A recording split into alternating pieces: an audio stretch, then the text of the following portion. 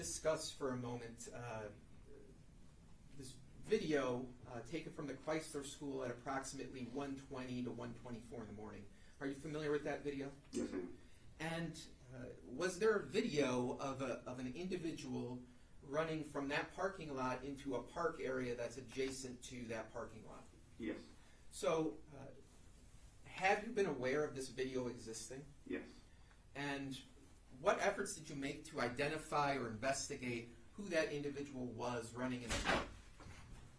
So obviously that brought our attention to that person that's running. It makes sense to us at first when we saw the video as well. There was efforts to do a continuous canvas into the northeast direction. We utilized Special Agent Tulsis to try to identify a geofence in that area for any type of cellular activity during that time, which we didn't have any luck with that because it's more of a larger scale scope. We went back out to see potentially where that vehicle was parked at, where it was last seen, the subject was last seen. We couldn't identify that vehicle at all.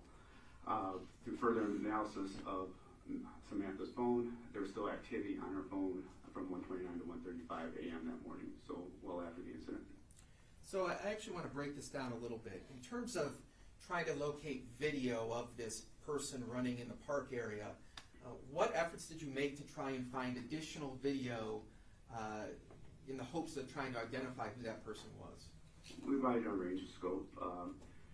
So the Violent Crimes Task Force assisted us during that time.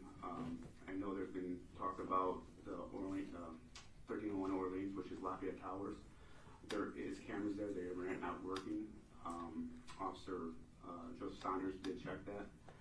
You're not going to see a lot of that stuff documented, unfortunately, because if it's not anything that's noteworthy, it's not going to be documented. All right, so again, you mentioned the Violent Crimes Task Force. Is that different from the Homicide Task Force? Yes, it's a federally ran task force. It's got multi-agencies from, as well as with other agents that investigate violent crimes in the city of Detroit. So aside from members of that task force, were there also members of the Homicide Task Force who also attempted to get video from that area around that time? Yes.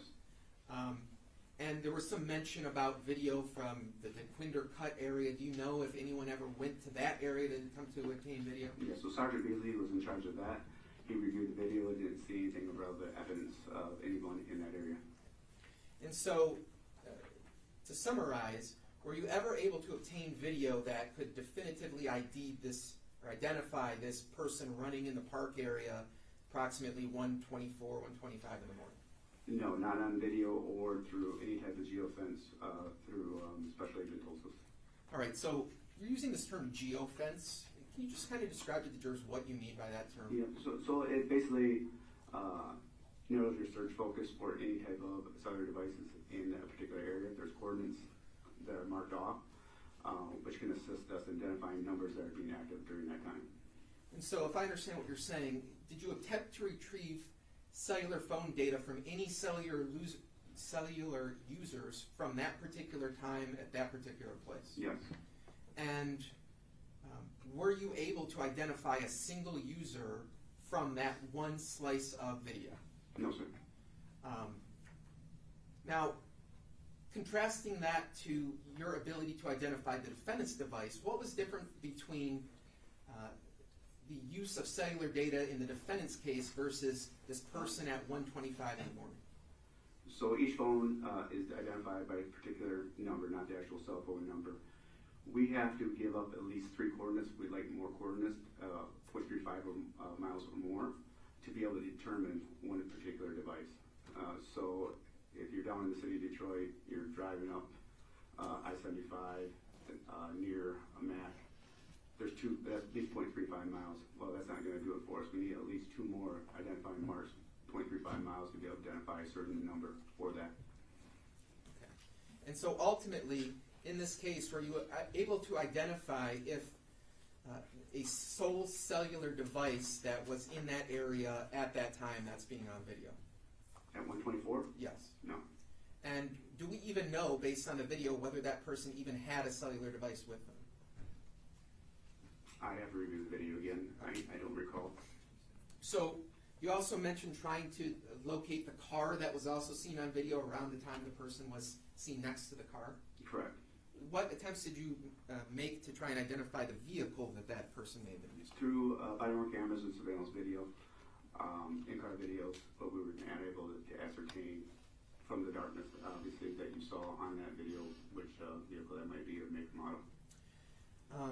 And did you attempt to obtain records from any rideshare services to attempt to determine if anyone had been in that area using a rideshare service at that time? We checked with Uber and Lyft, rideshare services, to see if anybody may have, and taxi services, to see if anybody may have been dropped off or picked up in that area as well. And are you familiar with what are called license plate readers? Yes. Describe what those are. Basically, it's a useful tool for us to identify any type of vehicles with a license plate. Basically, just reads the license plate, and we're able to identify, run that license plate, and identify what type of vehicle that is. All right. And so, did you attempt to use those, that tool, in order to identify that vehicle? Yes, sir. And did you have any success? No. What about physically going out to the scene in the days afterwards, after October 21st? Did you ever try and do that to see if maybe you saw somebody engaged in similar type of behaviors? So, investigative technique that we use is to revisit the crime scene a week later during the times of the incident that took place. So at that time, we believe the incident took place between obviously 12:30 and 6:30 time frame. So plainclothes detectives in unmarked vehicles, as well as uniform officers in marked vehicles, saturated that area to have to locate any type of witnesses who may be on a routine. They work at night, or they're going from the movies or anything like that with normalcy, to hopefully identify anybody that would be in that area. And so, when you had people out there to do surveillance in the area, did you see anyone engaged in similar type of behaviors, or did you see anything that would help you identify that person afterwards? So, if I'm understanding correctly, yeah, there was people out there. There was normal activity in that area. People were walking around. There was homeless people in that area lying down in different areas as well. But ultimately, have you ever been able to identify who that individual running away at 1:24 in the morning is? So that night, we probably interviewed or made contact with at least 14 people, and nobody was able to help us identify anybody that was in the area at the time of what we believe is homicide. But was there any other evidence that was gathered that led you to believe that that 1:20 time frame was not the time that Samantha Woll was killed? Yes, that could be on her phone. Okay. Was there any indication in the ADT records that she may have been killed at a different time? Yes. So when we got the ADT records, going back to the day of where she left the residence, it was consistent with her leaving. All the doors were never open or closed until she returned back home around 12:31 a.m. in the morning. The activity that shows her walking around her residence until about, I'll go back. At 1:01, she gets a notification saying her front door is open. So at about 30 minutes, she'll get a notification letting her know that her front door is open. At about 1:24 is when the system goes idle. But then there's activity on her device after 1:24? Correct, at 1:29. So, I want to talk now about Jeff Herbstman. Was he ever a suspect in this investigation? So yes, Jeff Herbstman started out as just a point of interest, person of interest. As we were gathering information from family and friends, they said that he was an ex-boyfriend. Obviously, we wanted to speak to him, so he did come in. We did have a conversation with him. He provided his cellular device, provided a buccal swab. He allowed us to search his vehicle at that time as well. And so, during this initial process, was he fully cooperative with you? Yes. And did he give you an alibi as to his whereabouts on the night Miss Woll was killed? Yeah, he said he was home, and we were able to alibi that out based on the phone being in his home. All right, now, when you say phone being at his home, are you talking just like the device was at his home, or were there records that corroborated that the device was likely at his home? Especially the Tulsa's obviously expert in that field was able to tell us that his device was in the area of his home. Did you ever search his home or his car or any other piece of his property to see if there was any incriminating evidence that linked him to the murder inside those areas? Not at that time. Okay. Did there come a point when you did that? Yes, on November 7th. Okay, and what triggered those searches? We received a call from Lieutenant from the Detroit Police Department side advising that Mr. Herbstman was in Kalamazoo and made some comments about hurting Samantha.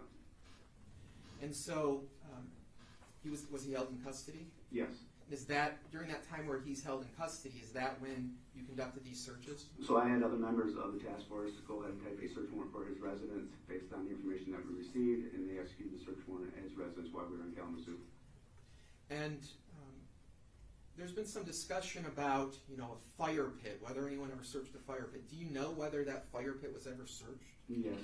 Sergeant Jones from the missing persons units called me and advised me that that was the situation, that she had checked the fire pit in that area. Objection, hearsay. There's been no testimony. That's hearsay, Your Honor. I had that straight for the record. It is hearsay. Well, let me ask you this. Was there any evidence recovered from the fire pit that was deemed irrelevant to this investigation? No, sir. Okay. Did you ever do any warrants, search warrants, to find out whether Mr. Herbstman used any rideshare services, scooter rideshare services, anything like that, to see if maybe he used a vehicle other than his own car? Absolutely. So when Mr. Herbstman made those statements in Kalamazoo, obviously it raised our red flags on potentially what he may be involved in.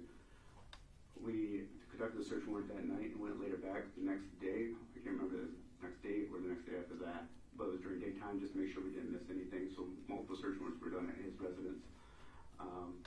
We executed a search warrant on his vehicle in his infotainment center. Infotainment center is tied into the vehicle to kind of give you an idea of maybe some who's been connected to their devices, or it may be give you breadcrumbs of their directional travels, any type of location services or anything like that.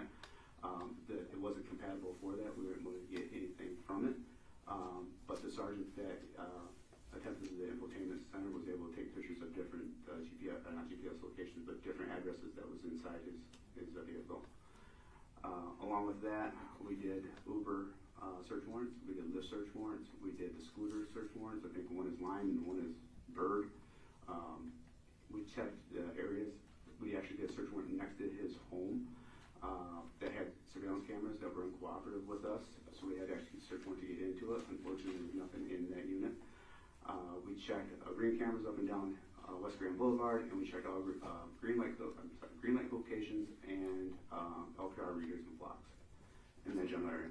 And flocks? Flocks, FLOCKS. It's just a software program for license plate readers. All right, so to break this down a little bit, these search warrants that you served on these rideshare services like Uber or Lyft, was there any indication in those records that Mr. Herbstman had used those services that night or morning? Scooter services, any indication that he had used any of those services that morning? No. When we're talking about video of the area, was there any video that indicated that Mr. Herbstman left his home that night? No. Did you ever see any video of Mr. Herbstman riding a bicycle leaving his house that night? No. When you reviewed any of the available video from in and around Ms. Woll's condo on Joliet, did you see any individuals around that time in the early morning hours riding bicycles? At 420, no.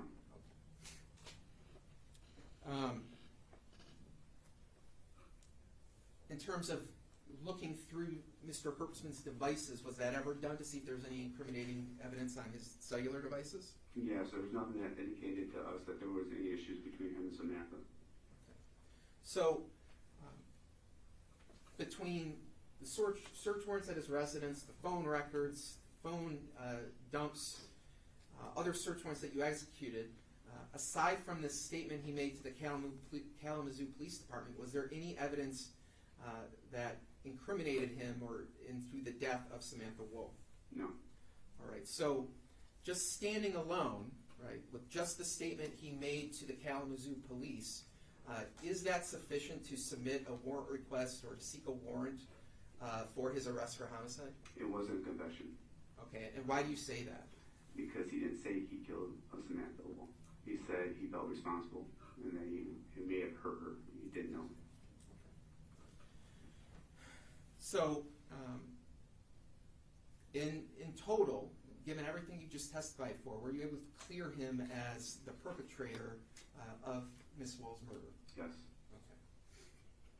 Now I want to talk about Aaron Pergament. Why was this individual investigated or spoken to? He was brought up through interviews with family and friends. All right.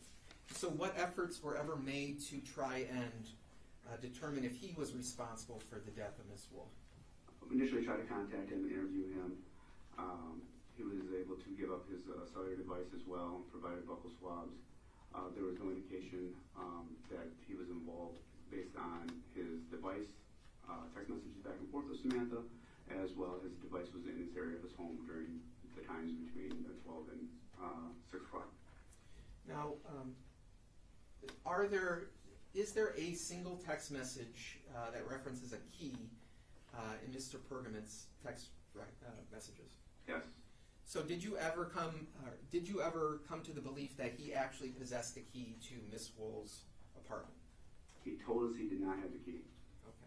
Did you ever discover that he had a key to Miss Woll's apartment? No. And in reading the text messages before and after this text message about a key, is it clear to you that he actually possessed the key to Miss Woll's apartment based on the full context of these text messages? No. Okay, and why do you say that? It was just basically flirting back and forth. They'd been talking for a couple days, and he had been at the house, so it was kind of banter back and forth. Now, I'm going to ask you about some other names that we've mentioned here that may appear on some of these lab reports. A person by the name of Benjamin Sofrin, why was he spoken with? He was the last person that spoke to her at the wedding. And was there anything he ever did or any evidence that you ever uncovered that would have linked him to her murder? No, so we checked his cellular records as well.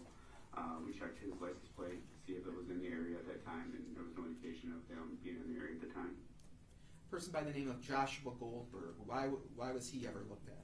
He had a date with her that lasted quite a bit of time, but based on his cellular devices as well as buccal swabs and license plate reader information, he wasn't in the area at the time as well.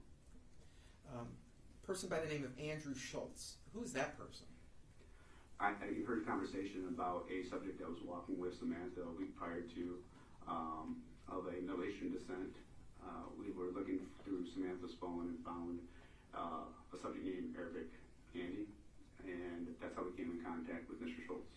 All right, and was there anything that was ever done to investigate whether he had any involvement into the death of Miss Woll? We conducted an interview with him. He met her at the Arabic class, and they were friends, but there was no indication that he was there at the time of the homicide by looking through his phone and looking through his vehicle information as well. A person by the name of Robert Becker, why was he ever looked at? They had a past relationship back when I believe they both lived in Lansing. He was married at this time, but there was conversations back and forth as well. But again, when checking his devices, as well as his vehicle information, he was not near the scene. A person by the name of David Wilkinson, did you look at him as well? Yes, he was the last person that Samantha texted a heart emoji to, and again, his cellular records do not show him in the area, as well as any type of vehicle information. There's also a name that appears on the report by the name of Yevgenia Gazman. Who is that person? She's a friend of Samantha's. There was a Facebook posting that raised concerns that we received, so we just wanted to make sure that she had nothing to do with the interaction with Samantha at that time, so it became a person of interest, obviously. But she was vetted out the same way. Her device was not in the area and through vehicle records. What was the nature of this Facebook post? It was along the lines of when I asked you out, where were we? And then if we were both into women, I choose you. Something along those lines, not verbatim. Nothing to do with, I killed Samantha Woll back on October 21st. No. Okay. Person by the name of Roy Ball. Who is that person? He was a contractor right next to Samantha's house. He worked there during the daytime. Information we received was that there was a contractor there, so we wanted to make sure that we wanted to vet him out as well. He offered up his cellular device, his buccal swab, and we were able to eliminate him. Okay. A person by the name of Jermaine Granby. Who's that person? Jermaine Granby is the housekeeper for Samantha Woll. And again, she was looked at with her cellular device information as well as her vehicle information, and she was eliminated. A person by the name of Christopher Stevens. Do you know who that person is? Yes, he was another contractor in the area. He met Samantha just in passing. I believe the people that he was working for introduced him. But again, because he was in the area, we wanted to vet him out as well. He provided a buccal swab, and we were able to eliminate him as well through cellular devices and vehicle information. And a person by the name of Brett Foreman. Who's that person? Brett Foreman is a friend of Samantha's. I don't know how long, but I know we have information from 2020 when they were living in Lansing. Brett Foreman had visited her residence over there. He became concerning for the fact that some of the things that he said that was brought to our attention by another witness. But we were able to eliminate him based on this other information not being in the area at the time, as well as vehicle information. And then a person by the name of David Shannon, Michael Anderson, and Billy Schultz. Who are these three names? So those three gentlemen are part of when I spoke about going and saturating the area back at the crime scene when it took place. They were contacted. They were willing to give up their buccal swabs. They were near the scene in the parks. They did not have cellular devices. The one was arrested because he's a pro violator.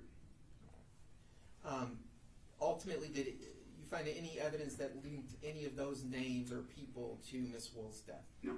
Okay. So, to kind of bring this all back to where we started, so you started this case basically with no eyewitnesses, no video of the events that occurred. What methods did you use to attempt to determine who the perpetrator was? Instead, we took a shotgun approach to everything. We utilized all our resources as we could at that time. A lot of it was coming down to technology with the FBI, and then going out and do legwork of the canvas.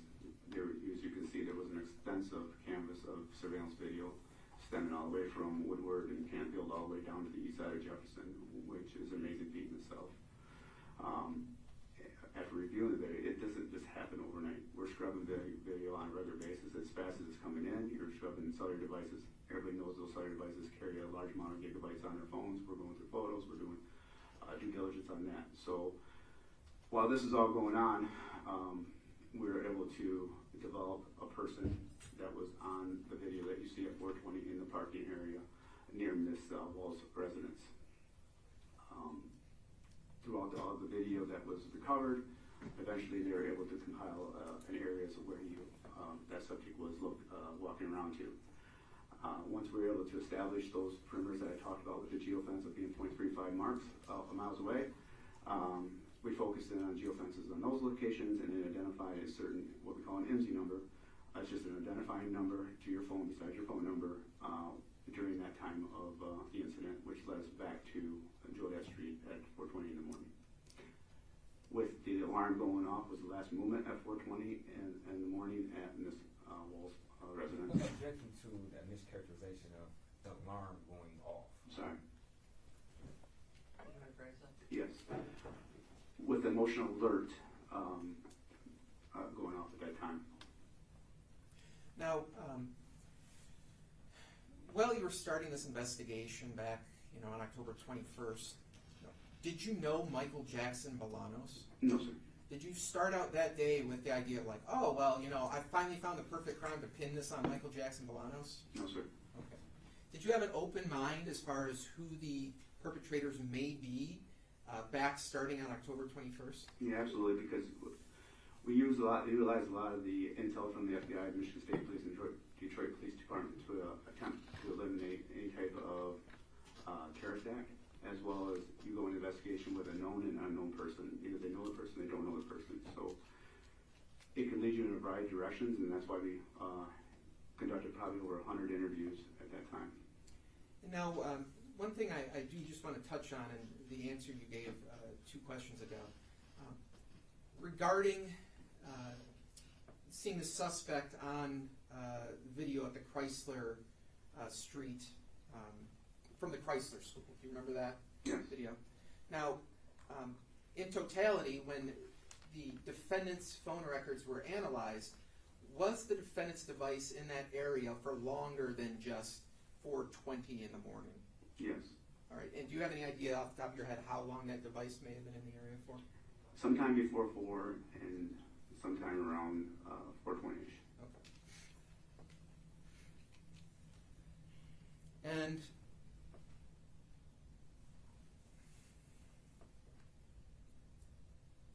have you ever developed in the course of this investigation any information that led you to believe that Mr. Jackson-Bolanos, the defendant, and Ms. Woll ever knew each other, had any contact with each other, or anything like that? No. Okay. So I want to ask you a few questions now about the lab work that was done in this case. And by lab work, I mean items that were sent to the lab or testing that was done. Did you submit a number of different items to the state police laboratory? Yes. And what was the purpose for doing all that? In the attempts to identify anybody related to the DNA that was inside Ms. Woll's residence, there was a large area in Ms. Woll's residence of blood. So we were attempting to identify if there's more than one donor or if there's just one donor. And so ultimately, when we're talking about the interior of Ms. Woll's apartment, was there ever any source of DNA other than Ms. Woll located in the interior of her apartment? No. Now, there's been some references throughout this trial about buccal swabs. Why were so many buccal swabs of different people taken over the course of this investigation? So, in order to ascertain, let's say we did recover some type of biological evidence of a separate donor, we would have elimination swabs for those people that were involved. We go with the mindset that we're only going to get one shot at that person if they can give us consent. Other than that, we're going to have to build probable cause to get a search warrant or try to track them down later and find them, which can be very challenging. So we took the proactive approach to see who would consent to provide buccal swabs during that time. Now, the jacket that was recovered from Mr. Bolanos' apartment was not recovered until November 30th of 2023, correct? Correct. Prior to that date, did you ever make any efforts to, refuse to send buccal swabs to the lab to try and identify potential individuals who may have been inside Ms. Woll's apartment? No. Okay. Was there any sort of safekeeping of evidence before November 30th so that the lab wouldn't do testing on certain items to help out potential suspects? No, the process with the lab is very long and time consuming. So there are different variables for different types of evidence that's being submitted. So that can be challenging as well, but no. Okay. Now, when you're submitting items to the lab, are you working with lab personnel? Yes. All right. Now, these individuals who work with the lab, who analyze these evidence, do they work for you in terms of you ordering them, to find certain results? No. The conversation between me and the lab is to prioritize certain evidence based on the possibility of recovering any type of biological evidence or trace evidence or anything like that. So we discuss what is the best evidence because there's certain policies that they have to follow that we can only submit so much evidence at one time. Now, there's been some discussion in this case about potential fibers that may have been found on knives associated with Jeff Herbstman. Why were those fibers never sent to the lab for further analysis? Okay. So all the knives were obviously checked for any type of DNA or biology evidence, and they did show no results on any of the knives that were sent that were even found on Mr. Jackson-Bolanos as well as Mr. Herbstman. The hair fibers, the lab doesn't do comparisons on hair fibers. The only thing that they're able to tell you on hair fibers is whether it's canine or animal or human. With fibers, there is discussions about whether it's going to be contaminated or not contaminated, what is the best evidence. And with Mr. Herbstman's, unfortunately, at that time, That hasn't been tested yet. Now, after after some point in December, when you got the DNA results back from Mr. Jackson-Bolanos' jacket, was testing those potential fibers from Mr. Herbstman's knife a priority? No, And why not? because there is no reason that Mr. Jackson-Bolanos should have Samantha Woll's DNA or his clothing. Now, there's also been some question or some discussion about a neighbor by the name of Kevin Moll who discovered Miss Woll's body. Do you recall that? Yes. Now, why wasn't any of his clothing ever sent to the lab to see if he had any of her blood on him? It's not a common practice for us to take clothing from a 911 caller. One. Two, if there was evidence of either blood smears or spatter, obviously we would take that. There was no denial that he touched the body, so it wouldn't surprise anyone or be uncommon for him to have Samantha's blood on him. Is there any reason, have you ever developed any information or any evidence that Kevin Moll had anything to do with Samantha Woll's death? No, sir. Likewise, there was some discussion about confiscating the shoes of some responding officers to see if they had blood on their shoes. Was that ever done? No. And why not? There was no evidence of. And I object to that characterization if there was questions of confiscating any shoes. I don't believe that was ever asked of any particular witness whether or not their shoes were confiscated for testing. I think that's a mischaracterization of testimony and questions. I don't know how you can test the shoes without confiscating them, but I can rephrase. Could you rephrase? Was anything ever done with their shoes to test to see if any blood was on their shoes? No, there was no evidence of any footprints or shoe prints in the area of Ms. Woll's residence. Now, in terms of doing a search warrant, when you did the search warrant at Jeff Herbstman's house in early November, why wasn't every article of clothing that he had confiscated and tested for the presence of blood? So on any homicide investigation that we do not have any type of physical description of the clothing or anything like that makes it very challenging and difficult to determine what's got blood on it, what doesn't have blood on it. And we're not going to be able to confiscate all of those pieces of clothing and submit those to the lab. Is it feasible, does the lab have the resources to go through every article of clothing a person may have just to see if they potentially have blood on them? No. Okay. Now, contrasting that answer with Mr. Jackson-Bolanos, why was the North Face jacket picked? As you saw in the video, that a similar description of what we saw in the video, so that's the reason we seized that. Okay. Now, in your experience, do defense attorneys have the ability to request lab testing? Yes. Right. Has that ever been done before? Yes, I helped them facilitate that.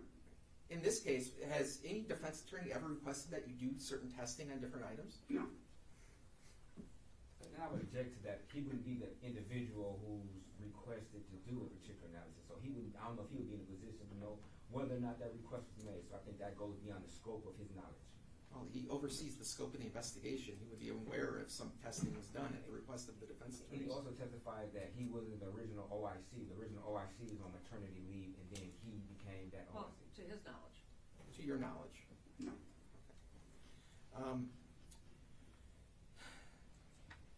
Now, there's been some discussion about some Google records for some accounts that are associated with Mr. Jackson-Bolanos.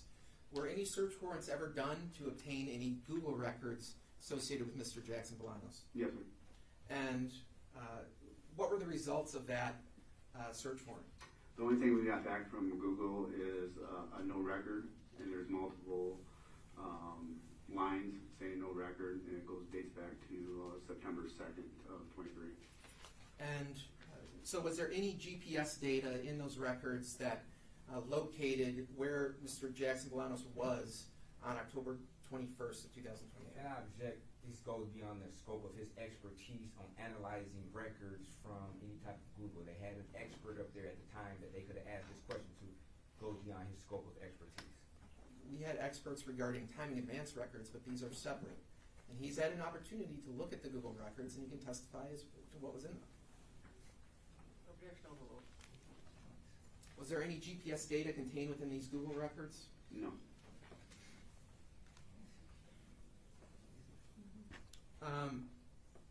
And in the course of your job, have you ever investigated any stabbing cases? Yes. Have you ever investigated any stabbing cases where the stabbing occurred on video? Yes. Is it possible to stab someone 8 times? Hold on. This is speculation. I mean, I can get where he's coming from. He's asking him, is it possible to stab somebody? He's not in a position to answer any type of hypothetical question about stabbing. That would call for speculation, counsel. Well, if I may, Your Honor, No. he raised this argument that this would have been simply impossible to do. Excuse me. It doesn't In- matter Hold the on. argument that's Let raised. him finish his response to your objection. He's raised this argument that this time frame was simply impossible, and that this couldn't have been done in the time frame that we have proposed. And so, if he's had an opportunity to actually view stabbings that occurred within this time frame, I think it's relevant. That's speculation. Every situation is totally different. It would have to be the exact same situation as far as where she got stabbed at, whether or not she got punched, whether or not it was a tussle inside the apartment. So for him to speculate and say it's possible for my client to have done in that time frame, first of all, it's speculative, and it's also very misleading, and it's also highly prejudiced opposed to the public value. I'm still sustaining the objection. Calls for speculation.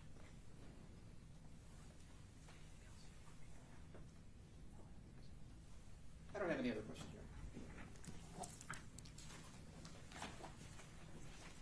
Good morning, Detective Lieutenant. Good morning, sir. Now, you stated that you're a part of the Homicide Task Force, correct? Yes. And you stated that normally when the Homicide Task Force gets involved, it's on cases that are either one of 3 variables. If it's 3 or more victims, correct? Correct. Victims 13 years or less in age, correct? Correct. Okay. Or there are police-involved shootings, correct? Correct. Okay. So this particular case that you're involved in, you would agree that it was outside of the normal parameters on when a Homicide Task Force would get involved, correct? Yes. Okay. Was it because of the high publicity of this case? I believe because they believe she was targeted at first. Okay, but for any type of terrorist act. okay, but that's not one of the normal variables that you testify to where Homicide Task Force will become involved, correct? Correct. Okay. So did you feel any type of outside pressure because of the publicity of this case in order to, I guess, act more hastily in trying to solve this case? No, we handle mostly high-profile cases. Okay, but that's not one of the variables that you mentioned when you said as far as when the Homicide Task Force becomes involved. You didn't mention high-profile cases, did you? Well, also involved shooting where a police officer shot and killed. That's a high-profile case. Okay, but you didn't mention high-profile cases, correct? Objection. Now we're just arguing about semantics. So, how's that object? I'm asking him a very specific question about the variables of it. I don't think that's semantics saying an officer-involved shooting is not akin to a high-publicity case. It's not. And I I believe think your question originally was, were you reacting because of the publicity on the case? And his response was, no, because a lot of our cases are high profile or high publicity cases. okay. So, was it because of the high publicity nature of this case? Just to be clear, One more time, sir. was it because of the high publicity nature of this case that the Homicide Task Force was involved? Yes. Okay. Did you feel any type of pressure because of the high publicity nature of this case in order to hastily or quickly solve this case? No. You didn't? Okay. And you stated the OIC runs the case, correct? Through some guidance, we have daily briefings. Okay. There's one at the beginning in the morning and one at night. All the detectives that have delegated responsibilities come back. We brief up on what information we've received, and then we proceed from there to guide the direction of the investigation. Okay. And Detective Trooper Stockmeyer was the original OIC, correct? Correct. Okay. When did you take over her responsibilities in this case? Approximately. If you're asking me for when I was going to be attending court, Yes. takeover, Yes. June 5th. June 5th, okay. So relatively soon before the start of this trial is when you became the OIC of this case, correct? Correct. So would it be fair to say that a great deal of the submissions, such as far as lab reports, requests for certain evidence to be collected, was done by Detective Trooper Stockmar, correct? Yes, sir. Okay. And you didn't micromanage her as far as when these submissions were being made, correct? No, sir. Okay. So you can't really testify to as to why certain things were or were not submitted to the lab, correct? In the beginning of the investigation, yes. After Mr. Jackson-Bolanos' arrest, no. So you said you can testify to why certain things were submitted prior to? Prior to. Okay. Now, as far as evidence being submitted, you would agree that there was no submission to forensic science secretary, who was the trace evidence individual expert. You never submitted, or was never a submission of Jeff Hersman's knives to see whether or not his knives could have caused a particular tear in the clothes, for lack of a better word. Okay. Do you know why that wasn't submitted? At that time, when it went to trace, it still had to go through DNA. Okay. So I believe at that time we developed our Mr. Bolanos as our suspect. Okay, but you did a search warrant on November the 8th of Mr. Hersman's residence, correct? Correct. Okay. And also his vehicle was searched, correct? Correct. Okay. And his knives were submitted for processing? Correct. Okay. And there was no fibers from either knife that was collected and also sent to trace evidence, correct? Correct. Okay. And you also indicated that as far as your understanding of hair tracing on a particular item, the only thing that could be determined is whether or not that hair came from a canine or a human, correct? Correct. And you didn't request any attempt to see whether or not these potential or suspected hairs could have came from a human, correct?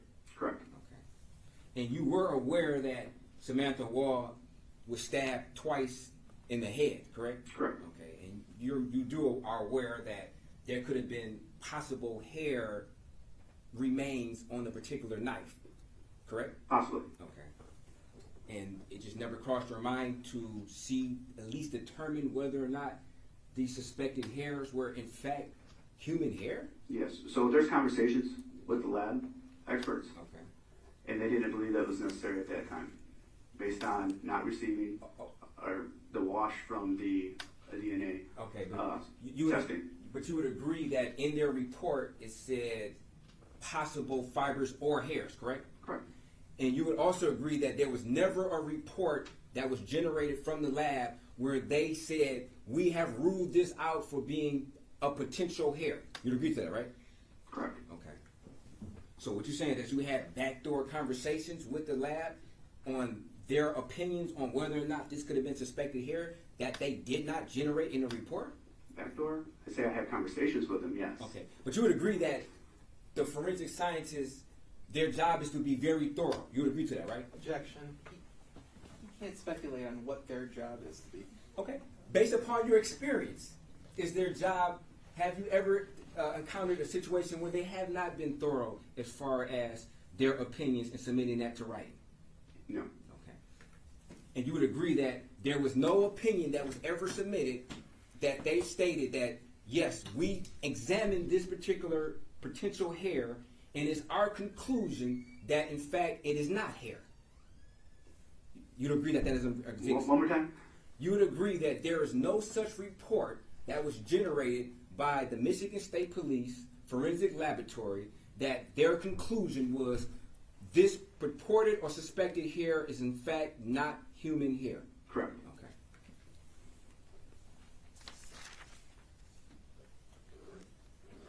Did you have an opportunity to review some of the warrants or the warrants?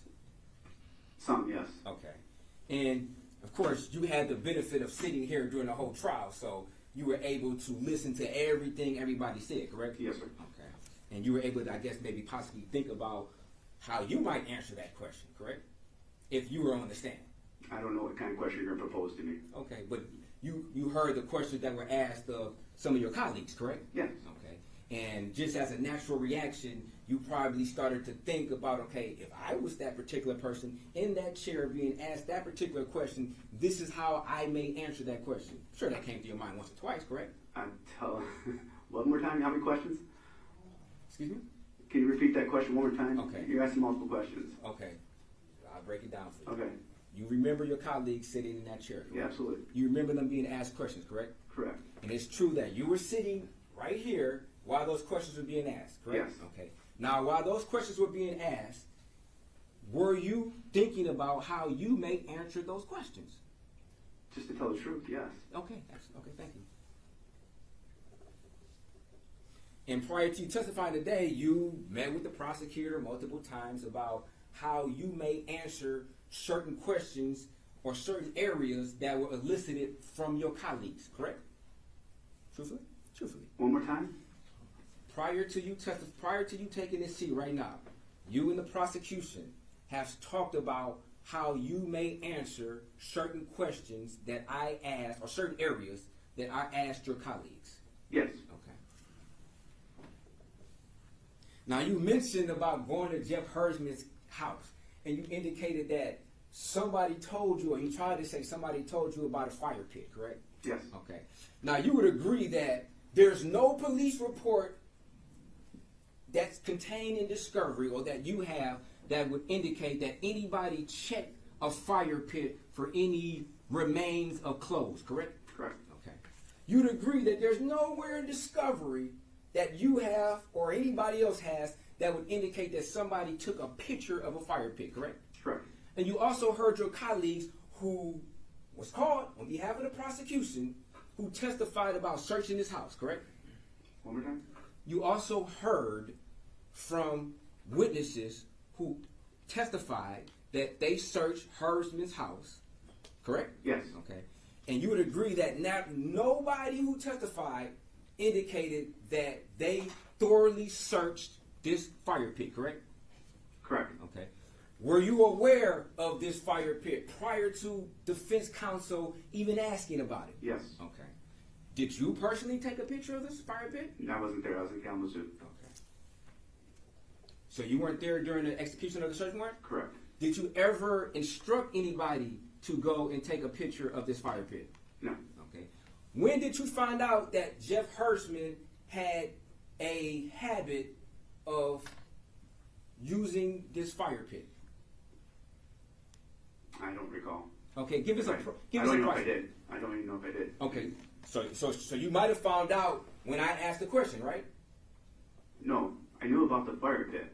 I don't know when it was actually known to have Okay. a party or anything like that. I remember there was a party. Okay, so I don't remember the date on that. Okay, fair enough. So you didn't know anything about this bonfire that Hersman and Paul Spurgeon testified to. You didn't know anything about that, correct? I knew there was a party. I don't know the date. But did you know that they used a fire pit? He said there was a party at the fire pit. Yeah. But prior to me asking that question, did you know about it as a detective? Yes. Okay. And when did you find out about That it? night when we did the search warrant, Were you there? the task force. Okay. But yet you knew about it, but yet you as detective lieutenant didn't direct them to say, hey, go to this fire pit and examine it. It was brought to my attention that they did do that. It was brought to your attention? Yes. Okay. But you didn't hear anybody testify to that they did it, did you? Objection, asked and answered. Sustained. Did you know that Jeff Hersman was an avid bicyclist? No. Okay. You found that out during the trial, correct? No. There was information. There was information that he, I don't know, avid of a bicycle, but there was information that he rode his bicycle. Okay, but you heard the question asked by defense counsel on to the individual, Jeff Hersman, on whether he was an avid bicyclist. He responded yes. You heard that, correct? Yes. Okay. Did you or anybody from your colleagues ever ask Jeff Hersman if he was an avid bicyclist? I don't believe so. Okay. Did anybody from your team ever ask Jeff Hersman on whether or not he rode his bike long distances, at least 2 or 3 miles? I don't believe so. Okay. Did you ever ask Jeff Hersman whether or not he liked to run? I don't recall that. Okay, Yeah. okay. Did you request anybody from the task force when they performed this search on Jeff Hersman's house to examine the bicycle that was in his garage? That was the second search warrant we went out to, yes. So you told somebody to analyze the bicycle? No, there was information that believed that he rides his bicycle and nobody checked the bicycle for any type of evidentiary value. So just to be clear, as of now, this moment in time, nobody has ever checked this bike for any type of evidence, correct? Well, yes, that on November 8th or 9th, I don't remember this, during the daylight hours we did the secondary search warrant. Somebody checked the bike? Yes, because there was information that he may be riding that or not. We don't know. Okay. How was the bike photographed? I have to check the photographs. I didn't see anything that showed indications of the bicycle itself. Okay, you're the OIC as of right now, correct? Yes. Okay. And the question was posed during this trial of this bike, correct? Yes. So what you're saying is, and you were going over what questions may be asked or what issues that were brought up. One of those issues was the bike, correct? That Jeff Hersman rode, correct? No, not necessarily with that testimony. No. Okay. So what you're saying is you never went back to verify whether or not there are any close-up pictures of this bike. Yes, but I didn't see any photos in there on the secondary because there's information that Okay. he had got his bike fixed at one of the shops. When? When did he get his bike fixed? It would have been just around that time because he had bought a new bicycle as well. Oh, he bought a new bicycle. He got his bike fixed. Did that strike you as possibly odd? As this avid bicyclist who Absolutely. rides his bike distances got a new bike? Absolutely. Okay. Do you know when he purchased this new bike? It was around that time frame. Around this time frame of Samantha Woll's murder, correct? I think after the time we arrested him in Kalamazoo. Okay. Did you ever try to go through his records to see possibly what his previous bike was? It was there during the search warrant, but he had taken it to get it fixed during that time where he was looking to purchase a new bicycle. Were the tires ever examined on this bike, on either bike, to see whether or not it was recently written? I don't know. You didn't have any type of report that would indicate that it was, correct? Correct. Okay. And you heard from your fellow colleagues who testified that, in fact, the tires were not examined, correct? You heard that, right? Right? I don't remember it. Yeah. You don't, I don't remember. You're right here. I got other things I'm doing too, trying to run another investigation. Okay. But is one of your jobs to pay attention during this trial, or you just sitting here just looking pretty? Doing the best I can. Okay. Thank you for the compliment. Oh, not a problem. Credit where credit's due. Now, in regards to Samantha Woll's basement, you stated that you canvassed the basement, correct? Absolutely. Okay. Would it be a fair statement that you didn't take photographs of just the floor? You didn't take closer photographs of the entire basement floor, correct? Correct. Okay. And the question was asked of you. It was a very specific question. I saw how it was worded. It was worded in such a fashion as, was there any notable areas of blood in the basement? No. Okay. But you did hear, if I can, I guess, see that. HDMI cord, please.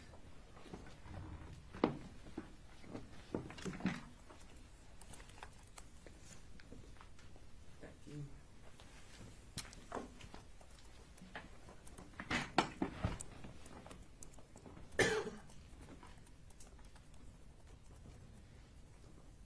I'm going to publish.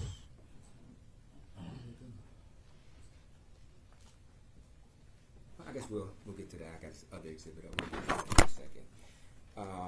Now, you stated that you met with the blood splatter expert at the scene, correct? Yeah, another. Would that be okay? And you were present during the testimony of Joni Johnson, correct? Yes. Okay, who analyzed the different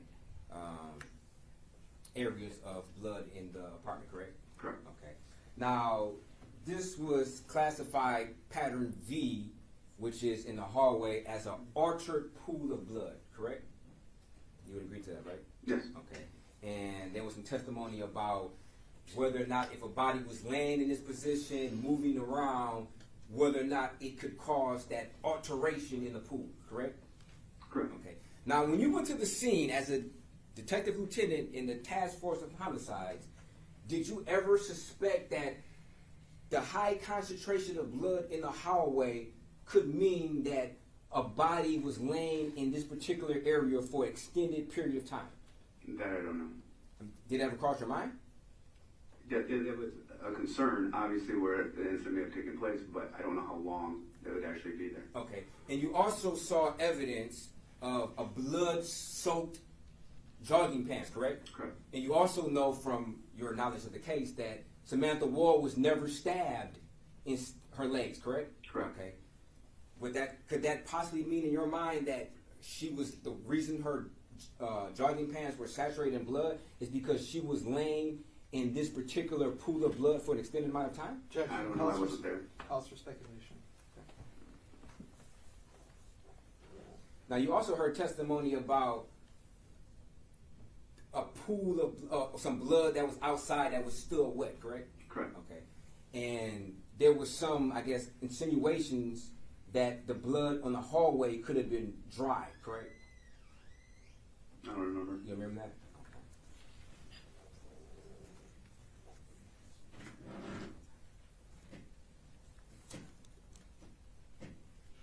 Now, you also stated that from your observation of Samantha Woll's apartment, that you didn't believe it to be any type of, I guess, tampering with the drawers on the top level of the condo, correct?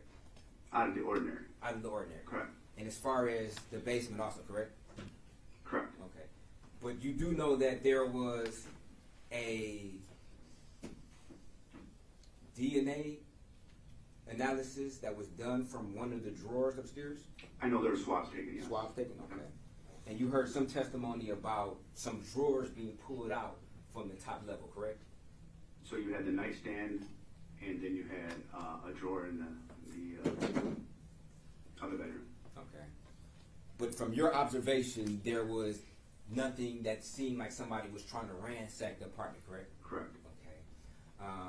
Now, as far as the main floor, you would agree that there were drawers to shelves on the main level where the blood was located, correct? There was a cabinet against the wall. What areas specifically? Okay, we'll go to that. That's Exhibit 10, I believe.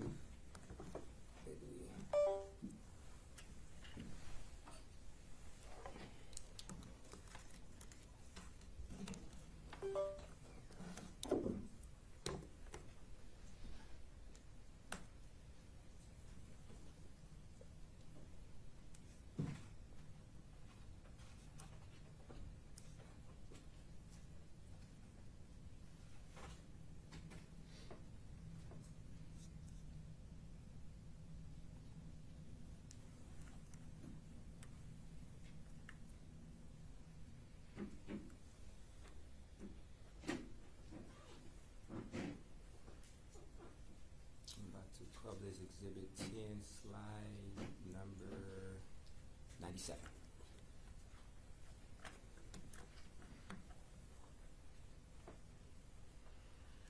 Now, this particular cabinet, you would agree that the drawers are closed on there, correct?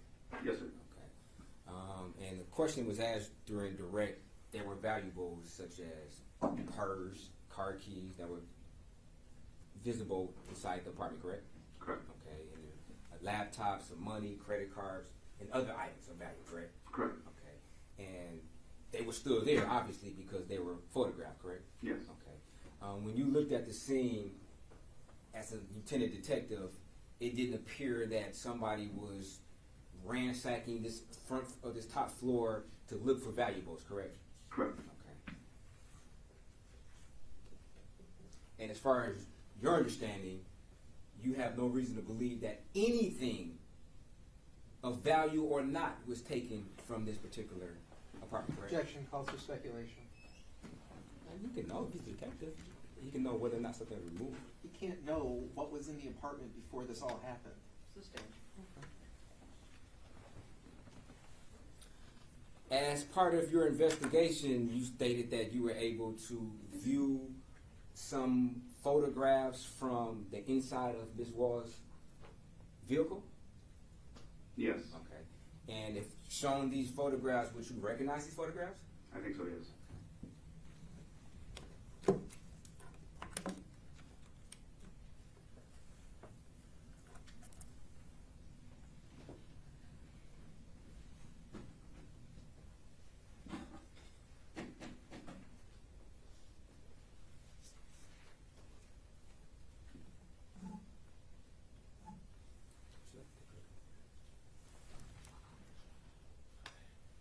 And we're going to show defense proposed exhibit number 9. If there's no objection, No objection. we would like to publish.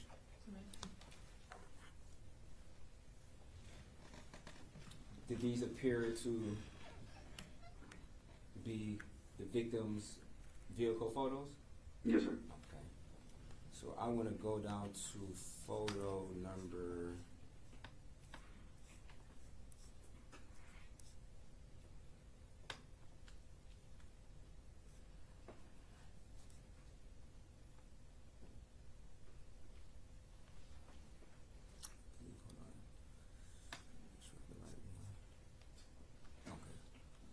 You saw these pictures of these cups, correct? Yes, sir. Okay.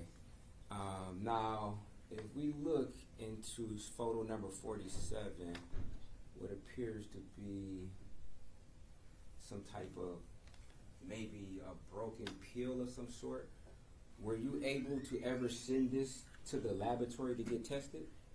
I don't know what that is. Okay. Were you aware of this photograph? I can't tell what that is. Yes, I saw the cups in the. You saw the cups? Okay. Yeah. Were you aware that one of the cups had this particular substance inside of it? I have no idea what that is. Okay. So, but did you ever inquire to find out what this substance could be? No. Okay. Were any of these cups swabbed for DNA to see who may have contributed to it? I don't remember. You don't remember? Okay.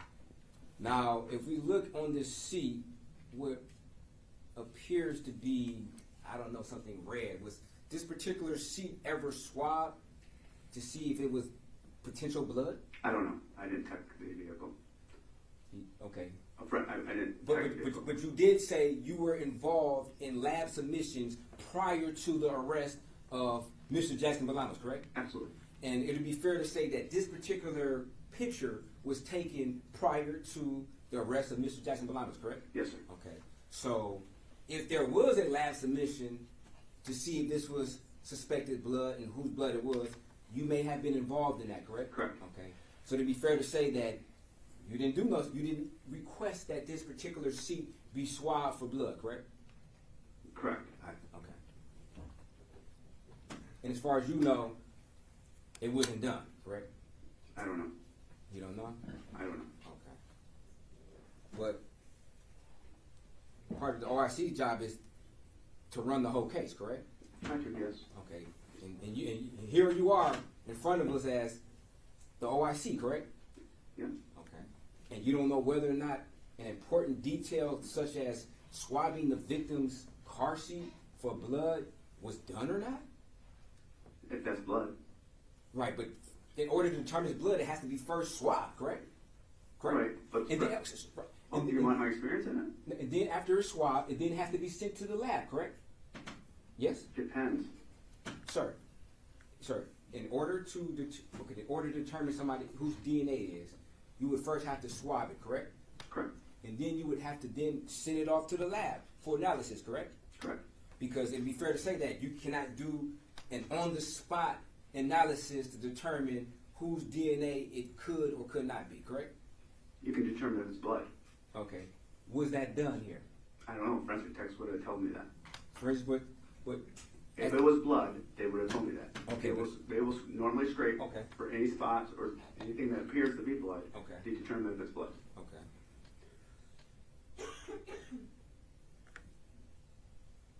Can you determine which forensic tech processed this vehicle?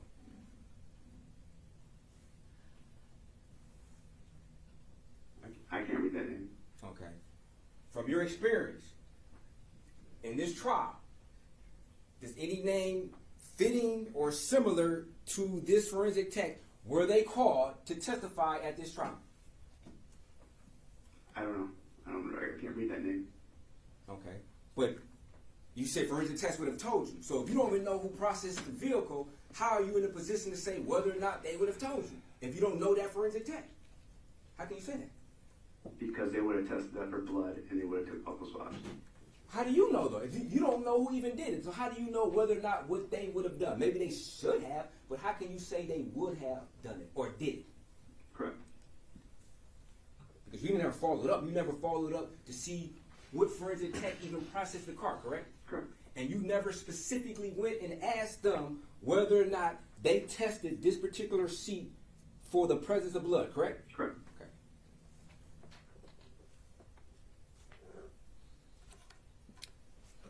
Now let's go back to exhibit number 10. I'm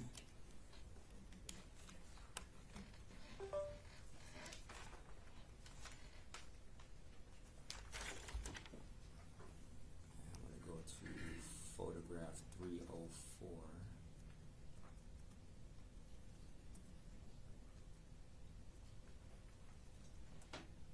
Counsel, can I ask, do you have a lot longer to go? Oh, Should we yes. pick this up after lunch? Yes, yes.